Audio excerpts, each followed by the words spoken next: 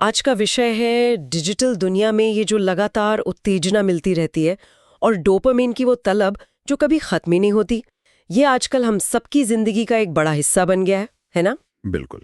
और दिलचस्प बात यह है कि ये सिर्फ हमारी आदत का मामला नहीं है।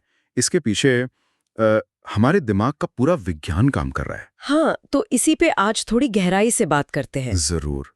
क्योंकि आंकड़े भी हैरान करने वाले हैं। मैंने पढ़ा औसतन लोग दिन में 7 घंटे से ज्यादा स्क्रीन पर बिता रहे हैं। सोचिए जरा, 7 घंटे! ये मानव इतिहास में पहले कभी नहीं हुआ। कितना बड़ा बदलाव है ये। पहले की दुनिया जहां इनाम या संतुष्टि मतलब काफी देर से कभी कभार मिलती थी, हाँ, मेहनत करनी पड़ती थी। और अब ये डिजिटल माहौल जहां हर चीज तुरंत चाहिए, इंस्टेंट ग्रेटिफिकेशन। सही कहा।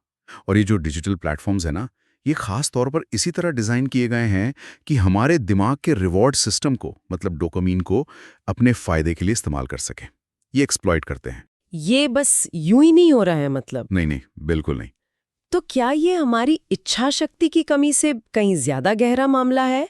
हमारी क्या कहते हैं, न्यूरोबायोलॉजी से जुड़ा हुआ? हाँ बिल्कुल, ये सीधे तौर पर हमारी न्यूरोबायोलॉजी से जुड़ा है।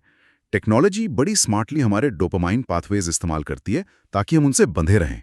और इसमें डिजाइन का बहुत बड़ा हाथ है, जैसा आप कह रहे थे। बहुत बड़ा। वो कभी ना खत्म होने वाला स्क्रोलिंग फीड है ना, इन्फिनिट स्क्रोल, हाँ, लगातार आने वाले नोटिफिकेशंस, और वो एल्गोरिदम जो हमें वही दिखाते हैं जिसमें हमें सबसे ज्यादा दिलचस्पी हो।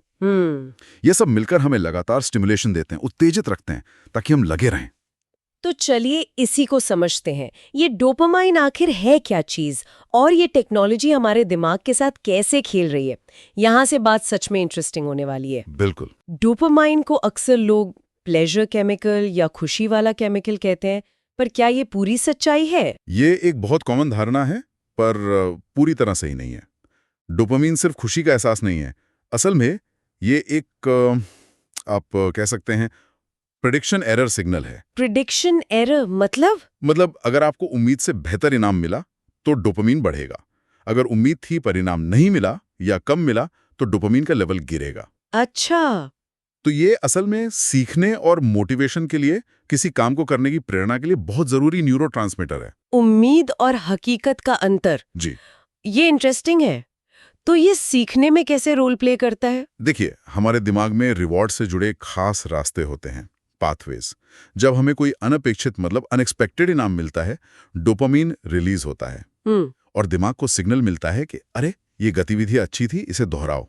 अच्छा, ऐसे सीखते हैं हम। हाँ, इस तरह हम सीखते हैं कि कौन सी चीजें हमारे सर्वाइवल के लिए फायदेमंद है, जैसे खाना या सोशल कनेक्शन। इसमें कुछ खास किस्म के रिसेप्टर्स का बैलेंस भी रोल प्ले करता है, जो तय करते हैं कि हम रिवॉर्ड पाने के लिए कितना मोटिवेटेड महसूस करेंगे। D1, D2 receptors. ओके। और वो जो कहते हैं कि किसी चीज का इंतजार असल चीज मिलने से ज्यादा रोमांचक होता है, क्या उसका भी इससे कोई लेना देना है? बिल्कुल। मजेदार बात यही है, जब कोई रिवॉर्ड प्रिडिक्टेबल हो जाता है, मतलब हमें पता है कि वो मिलने वाला है, पक्का, हाँ। तो डोपामीन रिवॉर्ड मिलने पर उतना नहीं बढ़ता जितना उसके आने के संकेत यानी क्यू पर बढ़ता है। अरे वाह, इसीलिए शायद इंतजार ज्यादा मजेदार लगता है कभी-कभी। बिल्कुल, वो उम्मीद, वो एंटिसिपेशन। तो टेक कंपनियां इसी अनिश्चितता, अनप्रेडिक्टेबिलिटी का फायदा उठाती हैं। यहीं पर अनिश्चितता का खेल शुरू होता है। जब रिवॉर्ड अनिश्चित होता है, वेरिएबल, कभी मिलता है कभी नहीं, पता नहीं कब मिलेगा, कितना मिलेगा, हाँ। तो डोपामाइन ज्यादा देर तक एक्टिव रहता है, दिमाग अलर्ट रहता है। टेक कंपनियां इसी वेरिएबल रेशियो रीइंफोर्समेंट का इस्तेमाल करती हैं। वेरिएबल रेशियो रीइंफोर्समेंट, ये क्या है? ये बिल्कुल स्लॉट मशीन जैसा प्रिंसिपल है। आपको पता नहीं अगली बार जैकपॉट लगेगा या नहीं, इसलिए आप लीवर खींचते रहते हैं, बार बार कोशिश करते रहते हैं। समझ गई। पुल टू रिफ्रेश, हर बार रिफ्रेश करने पे कुछ नया मिल सकता है या नहीं। एग्जैक्टली, वही अनिश्चितता। तो ये है डोपामाइन का खेल। लेकिन जब हम लगातार इस डिजिटल दुनिया में, इस स्टिम्युलेशन में डूबे रहते हैं, तो हमारे दिमाग पर इसका क्या असर होता है? क्या क्या हमारा दिमाग बदल जाता है? हाँ, बिल्कुल बदलता है। इसे कहते हैं न्यूरोप्लास्टिसिटी, मतलब दिमाग की बदलने की क्षमता। वो हालातों के हिसाब से अडेप्ट करता है। अच्छा। जब दिमाग को लगातार बहुत ज्यादा तीव्र, इंटेंस डिजिटल रिवॉर्ड्स मिलते हैं, तो वो खुद को बैलेंस करने की कोशिश करता है। वो सोचता है, भाई इतना डोपामाइन नॉर्मल नहीं है, कुछ गड़बड़ है। इसलिए वो अपनी सेंसिटिविटी कम करने लगता है। खासकर डोपामाइन को पकड़ने वाले कुछ रिसेप्टर्स, D2 रिसेप्टर्स, वो कम हो जाते हैं। इसे डाउन रेगुलेशन कहते हैं। डाउन रेगुलेशन, इसका मतलब क्या हुआ आम भाषा में, थोड़ा और सिंपल? आसान शब्दों में इसका मतलब है कि अब उसी खुशी के एहसास के लिए, उसी किक के लिए आपको पहले से ज्यादा स्टिमुलेशन की जरूरत पड़ेगी। मतलब टॉलरेंस बढ़ जाती है, जैसे नशे की लत में होता है। बिल्कुल बिल्कुल वही मैकेनिज्म है। टॉलरेंस बढ़ जाती है। और इसका नतीजा क्या होता है हमारी रोजमर्रा की जिंदगी पर? नतीजा ये कि आपकी जो बेसलाइन खुशी है, मतलब आम तौर पर खुश रहने की जो क्षमता है, वो कम हो जाती है। अरे, छोटी मोटी रोज की चीजों से मजा आना कम हो जाता है, वो फीकी लगने लगती हैं। और क्योंकि आपको अब ज्यादा स्टिमुलेशन चाहिए, आप बार बार उन्हीं डिजिटल डिवाइस की तरफ खिंचते हैं जहां से वो इंटेंस रिवॉर्ड मिलता है। ये एक तरह से क्रेविंग यानी तलब और कंपल्सिव बिहेवियर, मतलब मजबूरी में बार बार वही काम करने का न्यूरोबायोलॉजिकल आधार बन जाता है। और क्या दिमाग का वो हिस्सा जो हमें कंट्रोल करना सिखाता है, फैसले लेने में मदद करता है, वो भी कमजोर होता है? हाँ, ये भी एक बड़ा असर है। हमारा प्रीफ्रंटल कॉर्टेक्स, ये दिमाग का CEO है, जो हमारे इम्पल्स कंट्रोल यानी आवेगों को रोकने, फैसले लेने और लंबे समय के फायदों के बारे में सोचने में मदद करता है। हाँ। ये हिस्सा भी इस लगातार ओवर स्टिमुलेशन से, अति उत्तेजना से कमजोर हो सकता है। तो फिर क्या होता है? इससे खुद पर काबू रखना मुश्किल हो जाता है। हम फौरी खुशी, इंस्टेंट ग्रेटिफिकेशन के पीछे ज्यादा भागने लगते हैं और लंबे समय के नतीजों के बारे में कम सोचते हैं। ओह, तो ये सब मिलाकर क्या मतलब निकलता है? ये डिजिटल टेक्नोलॉजी आखिर इतनी शक्तिशाली क्यों है हमारे दिमाग के लिए? इसे सुपर नॉर्मल स्टिमुलाई या अति सामान्य उत्तेजना क्यों कहा जा रहा है? यहां समझने वाली बात यह है एवोल्यूशनरी मिसमैच। हमारा दिमाग लाखों सालों में धीरे धीरे विकसित हुआ है एक ऐसे माहौल के लिए जहां जानकारी सीमित थी, रिवॉर्ड्स मेहनत से मिलते थे और सोशल इंटरैक्शन आमने सामने होता था। धीमी गति वाली दुनिया थी। सही। लेकिन आज का स्मार्टफोन हमें क्या देता है? असीमित नॉवेल्टी, मतलब कुछ न कुछ नया हर सेकंड, तुरंत social feedback, likes, comments, share और मशीन लर्निंग से तैयार किया गया पर्सनलाइज्ड कंटेंट, जो खास तौर पर हमें हुक करने के लिए, बांधे रखने के लिए बना है। तो ये अति सामान्य या सुपर नॉर्मल इसलिए है क्योंकि ये प्राकृतिक इनामों से कहीं ज्यादा इंटेंस और लगातार मिलने वाला है। बिल्कुल। ये डिजिटल रिवॉर्ड्स इतने शक्तिशाली, इतने फ्रीक्वेंट और इतनी आसानी से उपलब्ध हैं कि हमारा पुराना एवॉल्व्ड दिमाग इन्हें गलती से सर्वाइवल के लिए जरूरी सिग्नल समझ लेता है। अरे, जबकि असल में शायद उनका कोई वास्तविक सर्वाइवल वैल्यू ना हो। ये हमारी विकासात्मक बनावट और आधुनिक टेक्नोलॉजी के बीच का एक मिसमैच है, एक बेमेल है, जिसका टेक्नोलॉजी फायदा उठा रही है। और वो कौन सी खास डिजाइन की ट्रिक्स हैं, तरकीबें हैं जिनका इस्तेमाल होता है डोपामाइन बढ़ाने के लिए? आपने कुछ का जिक्र किया था। हाँ, कई हैं। एक तो हमने बात की वेरिएबल रिवॉर्ड्स की, अनिश्चित इनाम, जैसे ईमेल या सोशल मीडिया फीड को रिफ्रेश करना, वो पुल टू रिफ्रेश। हाँ, हर बार कुछ नया मिलने की उम्मीद। एग्जैक्टली, वो उम्मीद डोपामाइन को एक्टिव रखती है। फिर है नोटिफिकेशंस, वो अचानक बजने वाली घंटियां या स्क्रीन पर दिखने वाले अलर्ट। वो तो बहुत डिस्टर्ब करते हैं। हाँ, और वो एक उम्मीद जगाते हैं, शायद कुछ जरूरी हो, शायद किसी ने लाइक किया हो। ये एंटिसिपेटरी डोपामाइन स्पाइक्स बनाते हैं।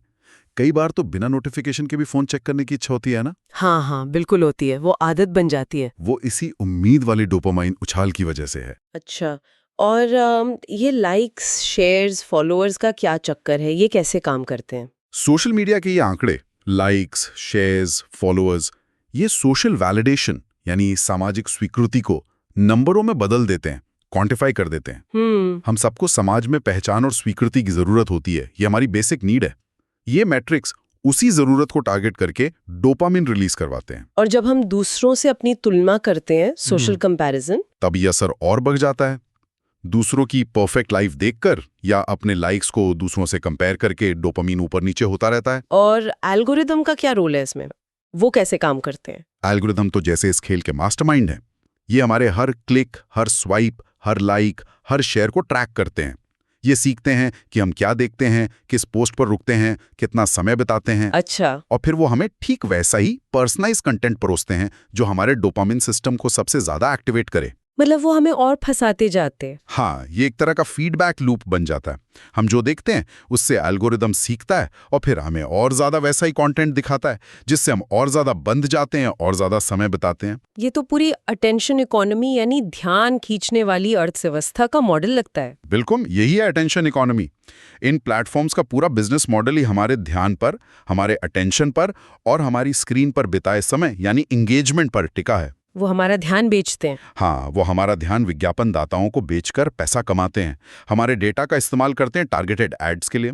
इसलिए उनका सीधा मकसद होता है हमें ज्यादा से ज्यादा देर तक अपने प्लेटफॉर्म पर उलझारे रखना। इसके लिए वो मनोवैज्ञानिक तरीके भी अपनाते होंगे। बिल्कुल, कंपनियों में खास लोग होते हैं, ग्रोथ हैकर्स जैसी भूमिकाएं होती हैं, जिनका काम यही होता है कि यूजर की साइकोलॉजिकल कमजोरियों को समझकर उनका फायदा उठाया जाए ताकि ऐप का यूसेज बढ़े। उनके भारी रिसोर्सेज, उनके साइकोलॉजिस्ट, डेटा साइंटिस्ट, डिजाइनर्स और दूसरी तरफ एक आम इंसान का सेल्फ कंट्रोल। और आपसी कंपटीशन के कारण ये और बढ़ता जाता है। हाँ, जब एक कंपनी कोई नया ज्यादा एडिक्टिव फीचर लाती है तो दूसरी कंपनियों पर भी दबाव बनता है कि वो भी वैसा ही कुछ करें ताकि मार्केट में पीछे न रह जाएं। इससे लगातार और ज्यादा ध्यान खींचने वाले और ज्यादा लत लगाने वाले फीचर्स आते रहते हैं। ठीक है, तो हमने समझा कि ये सिस्टम कैसे काम करता है। अब बात करते हैं इसके असर की। हमारे व्यवहार और मनोविज्ञान पर इसका क्या प्रभाव पड़ रहा है। सबसे पहले हमारे ध्यान या फोकस पर क्या असर होता है। सबसे बड़ा और शायद सबसे कॉमन असर है अटेंशन फ्रैगमेंटेशन, यानी ध्यान का बिखर जाना। लगातार डिजिटल मल्टीटास्किंग, कभी ईमेल चेक करना, कभी चैट का जवाब देना, कभी सोशल मीडिया स्क्रॉल करना, ये हमारी किसी एक चीज पर गहराई से फोकस करने की क्षमता को कमजोर करता है। डीप वर्क मुश्किल हो जाता है। हमारी वर्किंग मेमोरी पर भी असर पड़ता है। वर्किंग मेमोरी पर बोझ पड़ता है और किसी एक काम पर देर तक ध्यान टिकाए रखने की क्षमता, जिसे सस्टेन्ड अटेंशन कहते हैं, वो घट जाती है। दिमाग वो तेज बदलाव का, जल्दी जल्दी नई उत्तेजना पाने का आदी हो जाता है। उसे शांति, ठहराव पसंद नहीं आता। और वो ब्रेन ड्रेन वाली बात क्या है कि सिर्फ फोन पास रखने से भी फर्क पड़ता है। ये कुछ स्टडीज में सामने आया है कि सिर्फ फोन पास में रखने से भी, भले ही आप उसे इस्तेमाल न भी कर रहे हों, आपकी कॉग्निटिव कैपेसिटी, सोचने समझने की क्षमता कम हो जाती है। सच में? क्यों? ऐसा शायद इसलिए क्योंकि आपके दिमाग का एक हिस्सा लगातार उस इच्छा को दबाने में, रेजिस्ट करने में एनर्जी खर्च कर रहा होता है कि फोन उठाकर चेक ना कर लें। ये अनजाने में होता है, सबकॉन्शियसली, पर असर डालता है। कमाल है। और वो जो महसूस होता है कि अब साधारण चीजों में उतना मजा नहीं आता, एनहेडोनिया जिसे कहते हैं। हाँ, एनहेडोनिया यानी रोजमर्रा की सामान्य चीजों से खुशी महसूस करने की क्षमता का कम हो जाना। ये कैसे जोड़ा है इससे? अगर इसे बड़ी तस्वीर से जोड़ें, जब दिमाग लगातार तेज, हाइपर स्टिमुलेटिंग, बनावटी डिजिटल इनामों का आदी हो जाता है, तो कुदरती इनाम जैसे दोस्तों से गपशप करना, कोई अच्छी किताब पढ़ना, प्रकृति में घूमना, वो फीके और उबाऊ लगने लगते हैं। उनमें डोपामाइन का वैसा रश नहीं मिलता। हाँ, उनमें डोपामाइन का वैसा उछाल नहीं मिलता जैसा शायद एक वायरल वीडियो देखने या ढेरों लाइक्स मिलने पर मिलता है। और शायद ये एक दुष्चक्र, एक विशिष्ट साइकिल बन जाता है। बिल्कुल, क्योंकि जब असल दुनिया के चीजों में मजा नहीं आता तो इंसान और ज्यादा उस ऑनलाइन दुनिया की तरफ भागता है जहां वो स्टिमुलेशन मिलता है। इससे समस्या और गहरी होती जाती है। सामाजिक और भावनात्मक स्तर पर क्या असर देखने को मिल रहे हैं? एक बड़ा असर यह है कि हमें मुश्किल भावनाओं से, जैसे उदासी, बोरियत या चिंता, इनसे बचने का एक बहुत आसान और तुरंत उपलब्ध रास्ता मिल गया है। फोन उठाओ और ध्यान भटका लो। इससे हम उन भावनाओं को महसूस करने और उनसे डील करने के बजाय उनसे भागने की आदत डाल लेते हैं, जो लंबे समय में हमारे इमोशनल हेल्थ के लिए ठीक नहीं है। भावनाओं को प्रोसेस करना जरूरी है। और वो विरोधाभास कि हम पहले से ज्यादा कनेक्टेड हैं पर ज्यादा अकेला महसूस करते हैं, सोशल मीडिया पैराडॉक्स। हाँ, ये सोशल मीडिया पैराडॉक्स कहलाता है। टेक्नोलॉजी ने हमें दुनिया भर से जोड़ तो दिया है, पर कई स्टडीज दिखाती हैं कि ज्यादा ऑनलाइन कनेक्शन के बावजूद डिप्रेशन, एंजाइटी, अकेलापन बढ़ रहा है। ऐसा क्यों? शायद इसलिए क्योंकि डिजिटल बातचीत में वो गहराई, वो असली भावनात्मक जुड़ाव, वो एम्पैथी नहीं मिल पाती जो आमने सामने की बातचीत में मिलती है। इसमें बॉडी लैंग्वेज, आवाज का टोन, वो सब मिसिंग होता है। सही बात है। और वो हमेशा अच्छा दिखने, कुछ करते रहने का दबाव, परफॉर्मेंस प्रेशर, लाइक्स, फॉलोअर्स का खेल, वो भी एक बड़ा स्ट्रेस का कारण है। सोशल मीडिया पर हम अक्सर दूसरों की बेस्ट फिल्टर्ड जिंदगी देखते हैं और अनजाने में अपनी साधारण जिंदगी से उसकी तुलना करने लगते हैं। फोमो भी होता है, फियर ऑफ मिसिंग आउट। हाँ, फोमो कहीं मैं कुछ जरूरी या मजेदार मिस तो नहीं कर रहा? अपनी एक परफेक्ट आइडियलाइज्ड इमेज बनाने का प्रेशर। और सबसे खतरनाक, अपनी सेल्फ वर्थ, अपने आत्मसम्मान को लाइक्स और फॉलोअर्स जैसे बाहरी पैमानों से आंकना। इससे हमारा मूड और आत्मसम्मान बहुत अस्थिर हो जाता है, उन नंबर्स पर निर्भर हो जाता है। नींद पर भी तो इसका बहुत बुरा असर पड़ता है। बहुत गहरा असर पड़ता है, कई तरीकों से। पहली बात तो स्क्रीन से निकलने वाली ब्लू लाइट। हाँ, उसके बारे में सुना है। ये हमारे नींद लाने वाले हार्मोन मेलाटोनिन के प्रोडक्शन को दबाती है। इससे नींद आने में देरी होती है और नींद की क्वालिटी भी खराब होती है। और दिमाग भी तो शांत नहीं हो पाता होगा सोने से पहले। बिल्कुल, जो एंगेजिंग कंटेंट हम सोने से ठीक पहले देख रहे होते हैं, चाहे वो वीडियो हो, न्यूज़ हो या सोशल मीडिया, वो दिमाग को शांत करने के बजाय और उत्तेजित कर देता है, एक्टिव कर देता है। दिमाग सोने के लिए तैयार ही नहीं हो पाता। और छोड़ना भी मुश्किल होता है। हाँ, क्योंकि वो रिवॉर्ड अनिश्चित होता है। शायद अगला वीडियो और अच्छा हो, एक और रील देख लेती हूँ, शायद कोई ज़रूरी मैसेज आ जाए, तो थकान होने पर भी डिवाइस छोड़ना बहुत मुश्किल हो जाता है। वो डोपामाइन का लूप चलता रहता है। ऊपर से नोटिफिकेशंस आने की चिंता भी नींद में खलल डालती है। और फिर नींद पूरी न होने का असर वापस हमारे टेक्नोलॉजी इस्तेमाल पर पड़ता है। एक और साइकिल। हाँ, ये एक बहुत खतरनाक चक्र है। नींद की कमी हमारे प्रीफ्रंटल कॉर्टेक्स के फंक्शन को बिगाड़ती है। अच्छा। जिससे हमारा इम्पल्स कंट्रोल और सेल्फ रेगुलेशन और कमजोर हो जाता है। साथ ही नींद की कमी हमारे रिवॉर्ड सिस्टम को ज्यादा सेंसिटिव बना देती है। तो नतीजा? टेक्नोलॉजी के आकर्षण का और आसानी से शिकार होते हैं, उसे जरूरत से ज्यादा इस्तेमाल करते हैं और उसे काबू करना और भी मुश्किल हो जाता है। फिर रात को नींद खराब होती है। ये साइकिल चलता रहता है। क्या कुछ लोग दूसरों से ज्यादा आसानी से इसके शिकार हो जाते हैं, ज्यादा वल्नरेबल होते हैं? हाँ, ऐसा लगता है। कुछ समूह ज्यादा जोखिम में होते हैं, जैसे टीनेजर्स, किशोर। क्यों? एक तो उनका दिमाग, खासकर उनका प्रीफ्रंटल कॉर्टेक्स, जो फैसला लेने और कंट्रोल करने के लिए जिम्मेदार है, वो भी पूरी तरह विकसित नहीं हुआ होता है, वो डेवलप हो रहा होता है। दूसरा, उनका रिवॉर्ड सिस्टम ज्यादा सेंसिटिव होता है और उन्हें अपने साथियों से वैलिडेशन, सोशल एक्सेप्टेंस की जरूरत भी ज्यादा होती है, जो सोशल मीडिया आसानी से तुरंत नंबर्स के रूप में देता है। और क्या व्यक्तित्व या मानसिक स्वास्थ्य का भी इसमें हाथ है? हाँ, बिल्कुल। कुछ पर्सनालिटी ट्रेट्स जैसे ज़्यादा इम्पल्सिव होना या ज़्यादा न्यूरोटिक होना, मतलब जल्दी चिंता या नकारात्मक भावनाएं महसूस करना, और पहले से मौजूद मानसिक स्वास्थ्य समस्याएं जैसे ADHD, जिसमें ध्यान और इम्पल्स कंट्रोल की दिक्कत होती है, डिप्रेशन, एंग्जाइटी, ये सब भी जोखिम बढ़ा सकते हैं। ये दो तरफा रिश्ता होता होगा? अक्सर ये दो तरफा होता है। ये समस्याएं टेक्नोलॉजी का ज़रूरत से ज़्यादा इस्तेमाल बढ़ा सकती हैं और ज़्यादा इस्तेमाल इन समस्याओं को और बिगाड़ सकता है। इसका असर सिर्फ हम व्यक्तियों पर ही नहीं बल्कि बड़े पैमाने पर समाज पर भी पड़ रहा होगा। निश्चित रूप से इसके बड़े सोसाइटल इम्प्लीकेशंस हैं। प्रोडक्टिविटी पर सीधा असर है। कैसे? ध्यान भटकने से काम की क्वालिटी घटती है, गलतियां बढ़ती हैं और सबसे बड़ी बात, डीप वर्क यानी किसी एक काम पर गहराई से बिना भटके फोकस करने की क्षमता कम होती है। ये आज के नॉलेज वर्क के लिए बहुत जरूरी स्किल है। इसके सीधे आर्थिक नुकसान भी हैं। कंपनियों के लिए प्रोडक्टिविटी लॉस और समाज के लिए हेल्थ केयर पर खर्च बढ़ना, मेंटल हेल्थ इश्यूज के कारण। लोकतंत्र और सिविक एंगेजमेंट, नागरिक जुड़ाव पर असर की भी बातें होती हैं। हाँ, ये भी एक गंभीर चिंता है। जब हम जटिल मुद्दों पर गहराई से सोचने की क्षमता खो देते हैं, तो हम सतही जानकारी या भावनात्मक अपील के शिकार आसानी से हो सकते हैं। और वो फिल्टर बबल्स? हाँ, एल्गोरिदम हमें ऐसे फिल्टर बबल्स या इको चेम्बर्स में डाल सकते हैं जहां हम सिर्फ वही जानकारी या विचार देखते हैं जो हम पहले से मानते हैं। इससे समाज में ध्रुवीकरण बढ़ता है। गलत सूचना भी तेजी से फैलती है। हाँ, मिस इन्फॉर्मेशन या डिसइन्फॉर्मेशन तेजी से फैलती है क्योंकि अक्सर वो ज्यादा सनसनीखेज, ज्यादा इमोशनल होती है और एल्गोरिदम उसे ज्यादा पुश करते हैं क्योंकि वो ज्यादा एंगेजमेंट लाती है। सच्ची लेकिन शायद उबाऊ खबर पीछे रह जाती है। और हमारी संस्कृति, हमारे मूल्य भी बदल रहे हैं क्या इसकी वजह से? ऐसा लगता तो है। इंस्टेंट ग्रेटिफिकेशन, तुरंत संतुष्टि पाने की आदत बढ़ रही है। धैर्य कम हो रहा है। हम बाहरी वैलिडेशन पर, दूसरों की राय पर, लाइक्स पर ज्यादा निर्भर होते जा रहे हैं।